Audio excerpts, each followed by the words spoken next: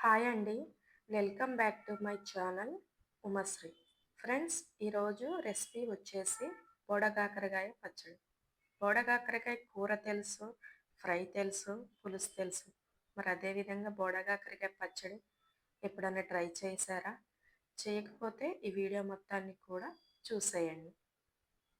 నేను ముందుగా ఇక్కడ 4, 5 వెల్లుల్లి గడ్డలను తీసుకొని మొత్తం పొట్టు తీసి రోట్లో వేసి కచ్చా పచ్చాగా దంచుకోవాలి. నేను కేజీన్నర బొడగాకరకాయలు తీసుకున్నాను. అందులోని ఒక హాఫ్ కేజీ కారం అది సరిపోతుంది. ఆ ఎల్లుల్లి మొత్తం కూడా కచ్చా పచ్చాగా దంచుకొని ఈ కారాన్ని రోట్లో వేసి మొత్తాన్ని కూడా కొంచెం దంచుకోవాలి. సో ఈ ప్రాసెస్ అంతా కూడా మిక్సీలో వేసుకోవచ్చు, కానీ రోట్లో దంచుకొని చేసుకున్న కారం చాలా రుచి ఉంటుంది ఫ్రెండ్స్. సో మీరు కూడా ఒకసారి ట్రై చేయండి. మొత్తం కూడా దంచుకున్న తర్వాత ఆ కారం మొత్తం కూడా ఒక గిన్నెలోకి తీసుకోవాలి. నేను ఇక్కడ ఒక 100 గ్రాముల చింతపండు తీసుకున్నాను. ఆ చింతపండులోని బాగా మసలుబెట్టిన నీళ్లను ఆ చింతపండులోని పోసి ఒక 5 నిమిషాల పాటు పక్కన పెట్టుకోవాలి. ఇప్పుడు స్టవ్ ఆన్ చేసి ఒక ప్యాన్ పెట్టి ఒక 2 స్పూన్లు మెంతులు, ఒక 2 స్పూన్లు ఆవాలు, ఒక 2 స్పూన్లు జీలకర్ర వేసి దోరగా వేయించుకోవాలి. ఫ్రెండ్స్, బోడకాకరకాయనే ఆకాకరకాయ అని కూడా అంటారు. ఇంకా ఏమైనా పేర్లు ఉంటే కామెంట్ బాక్స్లో కామెంట్ చేయండి.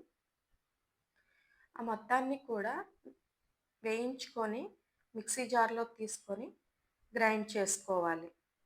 నేను వీడియోలో చూపిస్తున్న మాదిరిగా ఈ పచ్చడి ట్రై చేయండి ఫ్రెండ్స్, చాలా బాగుంటుంది.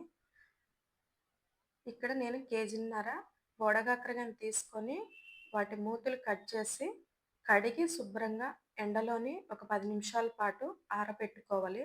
వాటర్ ఏదున్నా కూడా పచ్చడి ఖరాబ్ అవుతుంది.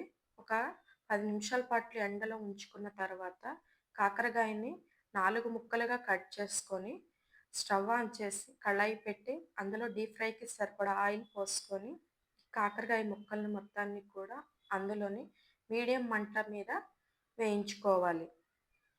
ఫ్రెండ్స్, వీడియో ఎక్కడా కూడా స్కిప్ చేయకండి, మీకు అర్థం కాదు. వీడియో మొత్తాన్ని ఒకసారి చూస్తేనే మనం సింపుల్గా ఇంట్లో ఉన్న వాటితోనే ఎలా తయారు చేసుకోవాలో తెలుసుకోవచ్చు. మొత్తాన్ని కూడా చూసారా, నేను వీడియోలో చూపిస్తున్న మాదిరిగా వేయించుకోండి. అది వేడి చల్లారేసరికి ఇంకొంచెం దగ్గరగా అవుతుంది. మరీ ఎర్రగా వేయించకండి ఫ్రెండ్స్, పచ్చడి కరకరలాడుతూ ఉంటుంది ముక్కలు. సో ఈ మాదిరిగా అయితే సరిపోతుంది. ఇలాగా తీసుకున్న కాకరకాయ ముక్కలు మొత్తాన్ని కూడా వేయించుకొని ఒక గిన్నెలోకి తీసుకోవాలి. అందులోని ఒక ప్యాన్ పెట్టుకొని ఒక స్పూన్ ఆయిల్ వేసి నేను ముందుగా నానబెట్టుకున్న చింతపండు మొత్తం కూడా గుజ్జును మొత్తం పిసికి గుజ్జును తీసుకొని ఆ ప్యాన్లో వేసి ఆ గుజ్జంతా కూడా దగ్గర పడేంత వరకు వేయించుకోవాలి.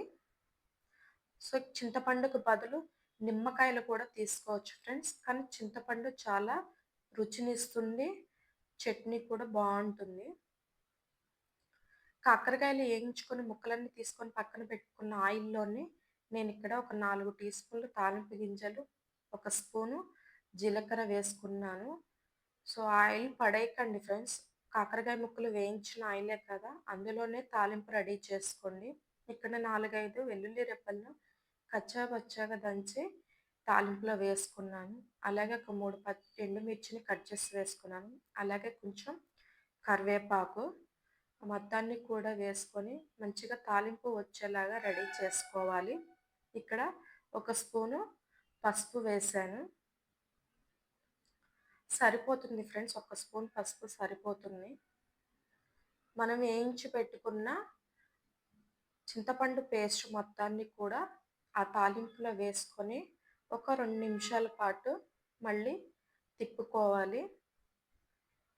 అది మొత్తం కూడా ఒక 2 నిమిషాల పాటు వేగిన తర్వాత మనం ముందుగా నూరి ఉంచుకున్న కారం వెల్లుల్లి ముద్దను అందులో వేసి ఇది ప్రాసెస్ మొత్తం కూడా సిమ్లో పెట్టే చేసుకోవాలి. ఆ కారం మొత్తం కూడా పచ్చివాసన పోయి మంచి స్మెల్లు, మంచి టేస్ట్ వస్తుంది పచ్చడ. ఒక 2 నిమిషాల పాటు వేయించుకున్న తర్వాత నేను హాఫ్ కేజీ కారం తీసుకున్నాగా ఫ్రెండ్స్, అందులోనే తక్కువ కొంచెం పావు కిలో ఉప్పు నాకు సరిపోతుంది. ఇంకా పావు కిలో కంటే ఇంకా తక్కువే యేసుకున్నాను. సరిపోకపోతే ఒక 2 రోజుల తర్వాత మళ్ళీ ఉప్పు చూసి వేసుకోవచ్చు. నేను ముందుగా గ్రైండ్ చేసి పెట్టుకున్న మెంతులు, జీలకర్ర, ఆవాలు పొడిని కూడా వేసుకొని మొత్తం కూడా ఒకసారి కలుపుకోవాలి. నేను వేయించి పెట్టుకున్న కాకరకాయ ముక్కలను ఈ కారం దాంట్లోని వేసుకొని మొత్తం కూడా సిమ్‌లో పెట్టి ఒక 2 నిమిషాల పాటు పచ్చడి మొత్తాన్ని కూడా కలుపుకోవాలి. ఫ్రెండ్స్, ఆయిల్ సరిపోకపోతే 2 రోజుల తర్వాత లైట్‌గా మరగబెట్టి ఆయిల్‌ని చల్లారిన తర్వాత పచ్చడిలో కలుపుకోండి. వేడి నూనె ఎయకండి ఫ్రెండ్స్. సో, ఈ వీడియో మొత్తాన్ని కూడా ఎక్కడ స్కిప్ చేయకుండా చూడండి. ఎలా వచ్చిందో కామెంట్ బాక్స్‌లో కామెంట్ చేయండి. మా ఛానల్‌ని సబ్స్క్రైబ్ చేసుకోండి, లైక్ చేయండి, షేర్ చేయండి. మరొక వీడియోతోని మీ ముందుకొస్తాను ఫ్రెండ్స్.